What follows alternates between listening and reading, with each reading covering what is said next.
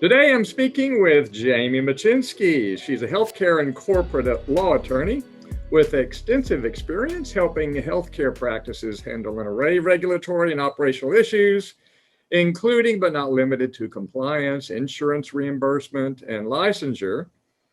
This is the reason I have her on today. She has significant experience in the sleep medicine arena, and we're very excited to have her. Thanks, Jayme, for being here. Thank you, Dr. Smith. I'm excited to talk with you and to get ready for the upcoming roundtable. Tremendously looking forward to being all together in person after a challenging year and learning all of you and talking about the key issues that all of you are facing. And so I've been excited to be invited, and I'm looking forward. And I know I need to be on my game because there's going to be a lot of good questions. And right now we have a lot going on. Wouldn't you say, Dr. Smith? Yeah, there's a lot that needs to be answered, a lot of questions that don't have answers yet. But I'm sure you're going to help us as much as you can. But, first I want to give you some congratulations. Being named a leading lawyer in Chicago Lawyers Diversity Issue. That's quite an accomplishment. So how does one get that? Oh, thank you. I appreciate that. It's been really fun to hear. I was surprised by that. And I was nominated by my firm, the marketing department nominated me. And I was excited to be included. And the best part has been hearing from people like you that I know, professionally, and people throughout my career. It's just been really fun. So they were looking for candidates that have been working in law, and then also did community service and mentoring too. So I think those were the other two categories of involvement. But it's been really fun to hear from people. So thank you. That's fantastic. Yeah. Well, as I mentioned, you've got extensive experience in healthcare and corporate law, but specifically your expertise in the area of sleep medicine. But really, where did it all start? I mean, healthcare law specifically, how did you decide to go in that direction? So that's a really great question because as a law student and as a young lawyer, I did not know that my career would end up being, some of my clients call me the queen of sleep, which I don't know that I'm the queen of sleep, but I need more sleep like all of us. But I really had the good fortune as a young lawyer to work with a client who was developing a didactic program, a training program for sleep physicians and sleep techs. And so I helped her put together her company, her program, her policies and procedures. And I really grew with her and learned a lot about sleep. And then I will say of my 29-year career, the last 18 years has been focused on sleep medicine. But I would say the last 10, 11 years, I've really worked in the space of dental sleep medicine. And I've been very fortunate to meet all the great people through the different associations.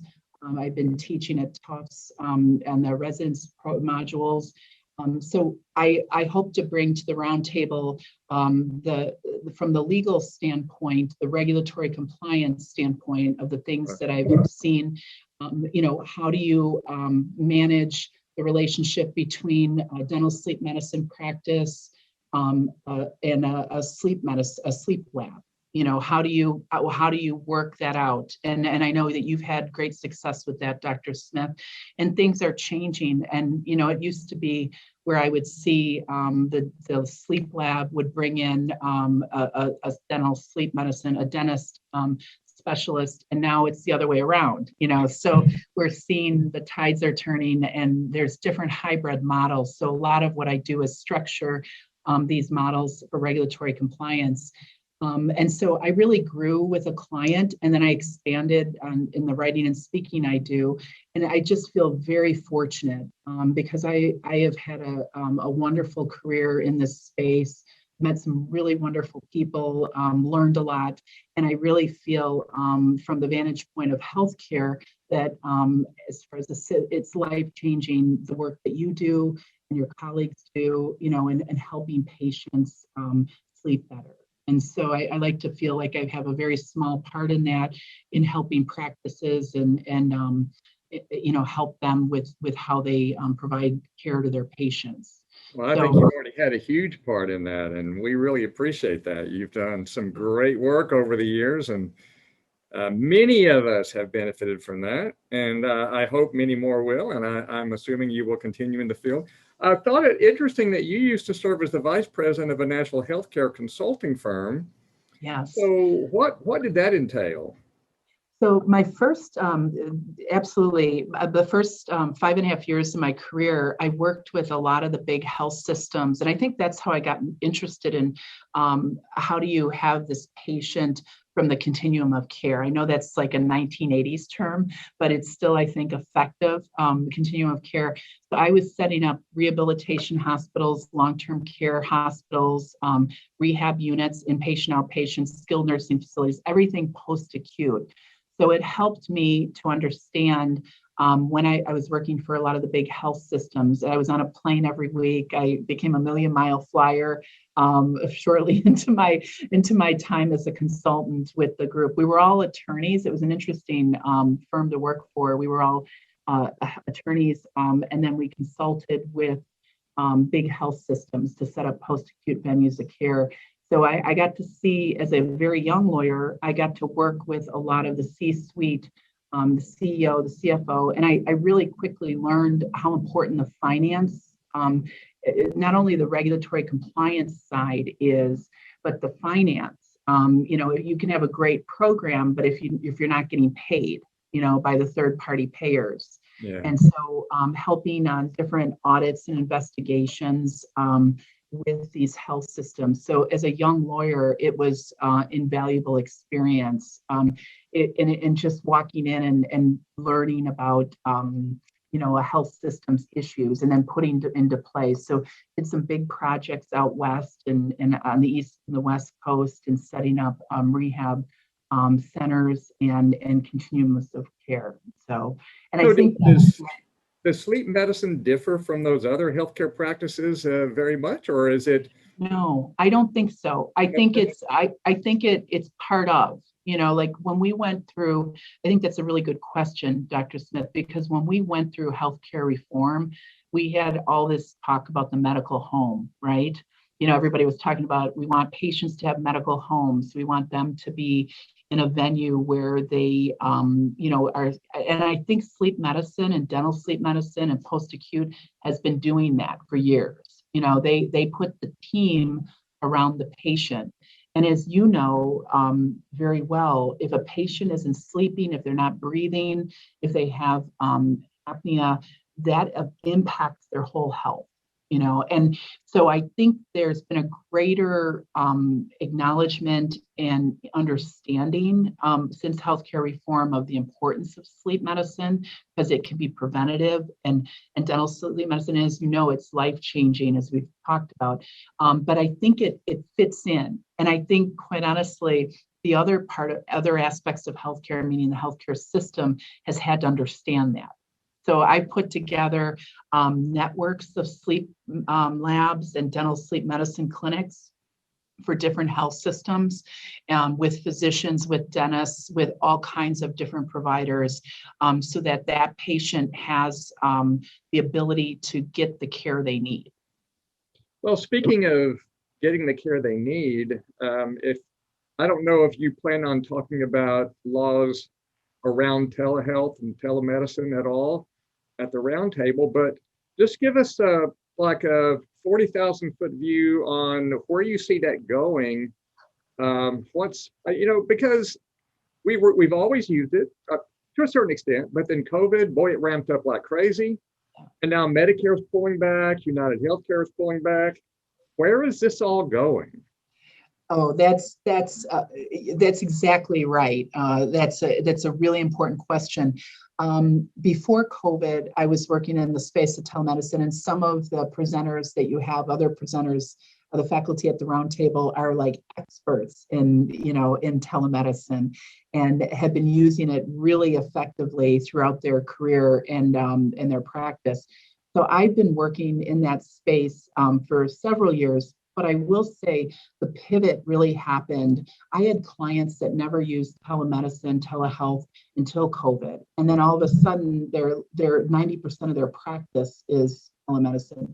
Now, we both know that you can't replace certain things like a surgery or the delivery of the appliance, the actual delivery of the appliance. You have to have face-to-face in person for some of that. But the consults, the follow-up, the store and forward. So I do plan to talk about telemedicine. There's been under the CARES Act and under all the new regulations during COVID, there's been additional reimbursement and codes that there's been a relaxation of HIPAA. I'm going to talk about that. So I'm a big fan, a big proponent of telemedicine in practices as it's structured correctly. And the challenges. So definitely want to talk about that because that has been become a reality for many practices that never had to do it before. Well, another hot button issue are HSTs. It seems like the regulations are becoming a little more strict. The insurance companies are catching on. Boy, where are we there on the legal front? And if that's something you're going to help us with at the roundtable, because things will probably change between now and October. I know absolutely. We're actually recording this in July, and who knows what it'll be like in a few months. Well, I've been really tracking that issue because I know that the DSM, Dr. Schwartz, the message that came out several months ago was very, very important, as far as the message, as far as dentists being able to prescribe the HST. And so what I've been watching, and you're right, I think it's going to change. It's ever evolving. And it's possibly going to change before our time together this fall. But one of the things that I've been watching is the reimbursement, the reimbursement and the documentation. So I definitely plan on talking about the HST and how it can be a component of a dental sleep medicine practice and from the dentist's viewpoint and how they manage that and how they get reimbursed and how they document it. And I think most importantly, Dr. Smith, making sure about liability, not taking on more liability than the practice needs to take on or should take on.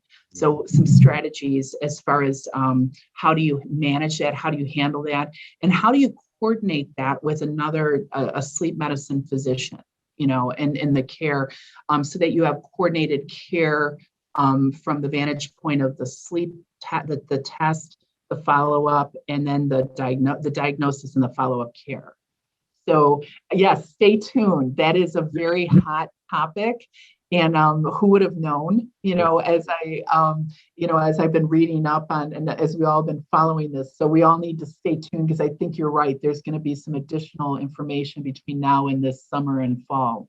Yeah. I mean, do you think it'll ever, I guess it differs state to state, as you know. And yes. Do you think we're ever going to be able to have all states doing it the same way? Or is that just pie in the sky thinking there's no way that's going to happen?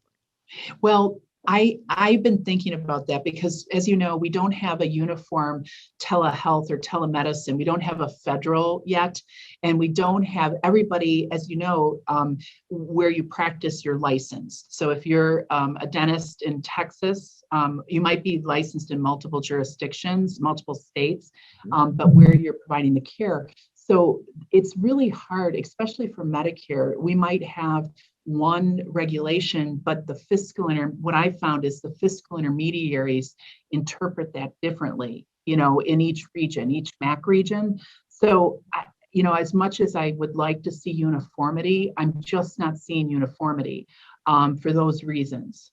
So I think we need to, and I've even had like with Medicare or with third-party insurance companies of how they reimburse, it's different in different regions. Right? Because there's different, and so it's always a challenge to the doctors especially if they have a multi-state practice, and they're managing how they get reimbursed, how they provide care, how they're licensed, and how they get reimbursed in those different jurisdictions, different states. So I don't see, and the reason I don't see a uniform application is because of the licensure. There's been a push to have uniform licensure, but each state, that's a revenue generation by each state for licensure. So I don't see a uniform licensure coming anytime soon. And then the same with telemedicine. Each state has their own telemedicine. So with the HST, unfortunately, there's uniform Medicare, but it's applied differently. Yeah. So I think we're a long way off, unfortunately, to a uniform application. Are there any other topics you're going to be hitting at the roundtable? What else? Yes, I would like to. I think you've hit the key ones. What I want to do is, like you say, the 40,000 foot level. I want to give an overview of some of the key regulations, how to avoid the pitfalls, some key regulations on the compliance side. I mentioned how to work with other healthcare professionals and in structuring either affiliations, professional service agreements, some of the key components to consider, as you work with outside healthcare providers for the benefit of your patients.